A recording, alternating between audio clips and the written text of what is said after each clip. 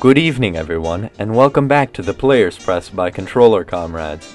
This week is chock full of news, so let's get to it. BJ Blazkowicz is back again. Cross-console gaming gets a little less terrible. Game engines have a pissing contest. DDoS attacks end in a pissing contest. And Valve joins in on the virtual reality pissing extravaganza. Here's the updates.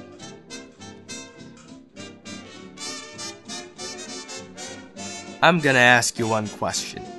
You're gonna answer that question in a way I find satisfactory, and if you do not, I'll saw your head off with this here appliance, you hear me?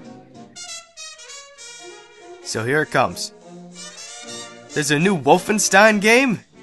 There sure is. Bethesda has released info for a standalone two-part prequel to the New Order called Wolfenstein The Old Blood.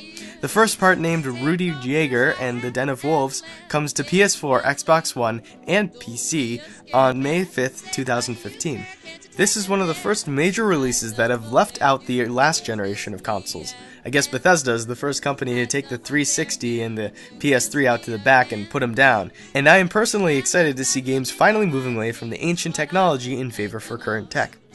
Other games, GTA, Unity, Advanced Warfare, Alien Isolation, Battlefield Hardline, Metal Gear 5, Phantom Pain, and... Wait, Phantom Pain? That's almost the 10-year anniversary for the 360.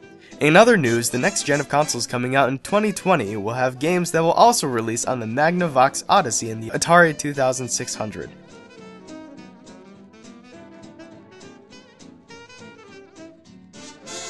With the merging of Windows and Xbox into a horrid mutant creature, there is a glimmer of hope for anyone worried that Windows Vista Part 10 will tarnish the PC Master Race's impeccable image. Windows 10 will have Xbox Live services similar to Steam for anyone updating to the OS. Unlike Ripoff Live, Xbox Live, for the actual Xbox, the PC version won't cost money to play online exactly like Steam. As for the sales that deplete your cash faster than spike pits deplete health in any platform game ever, there is no information available about Microsoft's counterattack as of yet.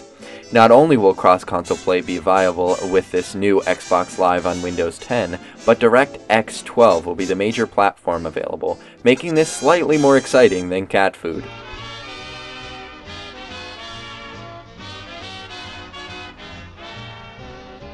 Now, this week we've received multiple announcements regarding the new game engines that are coming out. This includes Valve's Source 2 and Epic's Unreal Engine 4. So we, the Controller Comrades, are going to try to compare the two objectively for all you game devs out there, and hopefully you'll get an idea of what's coming to you. Source 2 has been announced with a nice selling point, if you can call it that, of having absolutely no costs and no royalty. The original Source engine is what is used to power many of Valve's games, including Team Fortress 2, Left 4 Dead 2, the Half-Life series, the Portal series, and Dota 2. Yeah, think of how different all those games are and you'll have a decent idea of how versatile the game engine is. Games made outside of Valve include Gary's Mod, Tactical Intervention, Stanley's Parable, and Titanfall. Yeah, I didn't know that either until now.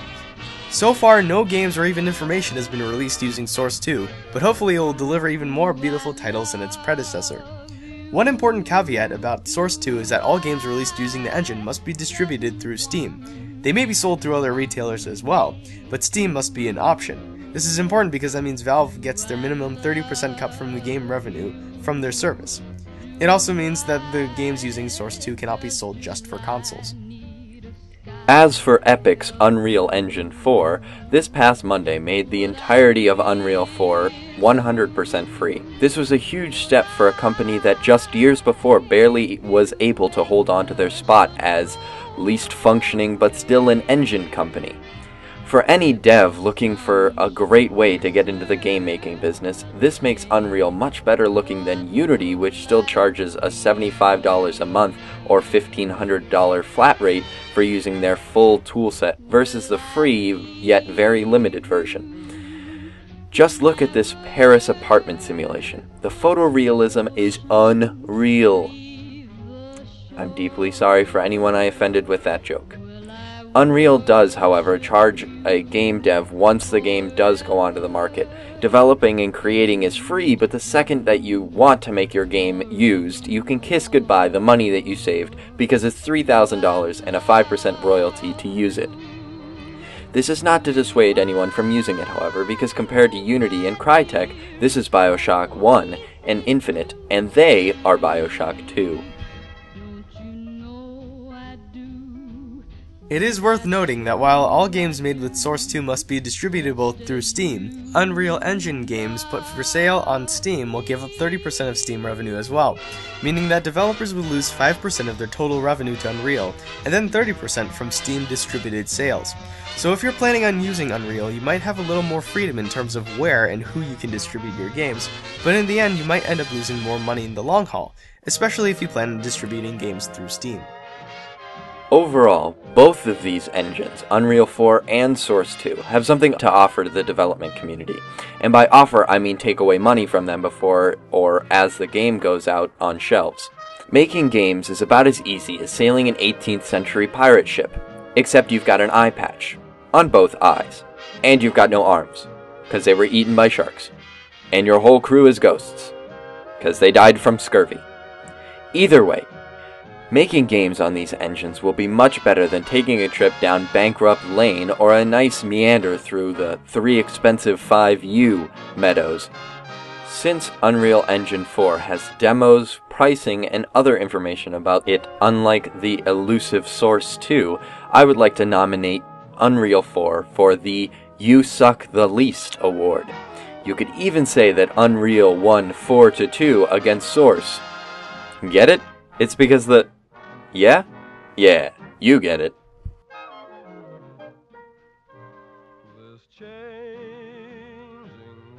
Well, a couple of lizards and Guy Fawkes have done what none of us thought would be possible. Finding the cure to cancer? Not quite. Colonizing the moon? Nope. World peace? Close, but no cigar. In a surprising bid, Phil Spencer of Microsoft let it be known that Microsoft, Sony, and Nintendo would be putting the console war on hold to deal with those responsible for the DDoS attacks. Lizard Squad. Good job, you salamanders. You reptiles are such assholes you managed to get the console developers to team up. This is like getting America and Russia, or Yankees and the Red Sox to come together. The Xbox and the PlayStation? These two systems are literally straight-up competitors. Sorry, Nintendo, you're still not a system. Earlier, we had updated the scoreboard between the two, but it seems that for now, the scoreboard has been switched off so that they can save each other from complete failure. Maybe PSN and Xbox Live might actually become decent servers to play games on. Or maybe, both will fail miserably. Either way, it's a momentous occasion for console gaming. It would almost be adorable if these consoles weren't headed by multi-billion-dollar companies who probably could have figured out a solution to the problem if they had only thrown a little more money at it.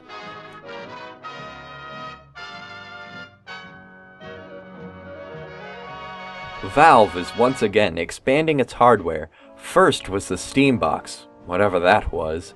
Then now we have the Vive, brought straight to you by the same company who makes that one phone that tried to blend in with all the other phones, typically owned by, at most, one guy in your friend group. Yes, Valve is using HTC to spearhead its movement into the VR department. With a pair of goggles that covers half your face, faintly resembling an expensive sleeping mask, Valve has announced that it too can produce a silly-looking head device for millionaires to tinker with. So far, the Vive is using the Steam VR platform that Valve has developed, and Valve has made sure that it can use the platform to produce yet more strange head mask things for the 2 people who can buy them. Hopefully one day we'll all be rich enough to afford all these toys for the future. Maybe someday they'll make a virtual rich people simulator for all of us plebs who can't scrounge up enough nickels from under the seat cushions to pay our rent. For anyone who knows Bethesda well enough, you won't be surprised to hear about their latest game. Who else can take a smattering of genres and throw them together to create some random new game? Battlecry is a steampunk-esque game similar in mechanics to the Overwatch game we covered 3 episodes ago, but it's different. It stands out due to its MOBA-like structure and distinct classes. Okay, so maybe they aren't too different. but this one has a cool factions-based gameplay revolving around picking a different side and leveling up through their ranks to unlock various things. This game takes place between World War I and II, called the Pan-Sophic era, and instead of having an all-out war, this Columbia-looking civilization battles it out using skilled fighting groups in designated war zones. It's in third person, which differentiates it from both MOBAs and TF2 style games as well. With futuristic laser weaponry, team-based strategic fights, and an immersive art style, this game is one to keep an eye or two out for. Not many details have been released about if this game will be free or exactly how similar it is to every other MOBA style multiplayer game. Only time will tell. Or the website, which is in the description, to check out for updates.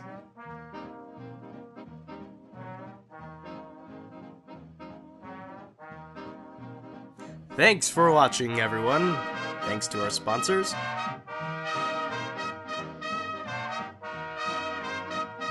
And to viewers like you. Have a safe and wonderful week, and good luck with your future endeavors. Subscribe to our channel to keep updated on all the haps of Controller Comrades. If you want to see our older videos, click here. Like us on the book and follow us on the Twit for constant streams of useless information. This concludes our show. So long, and until next week.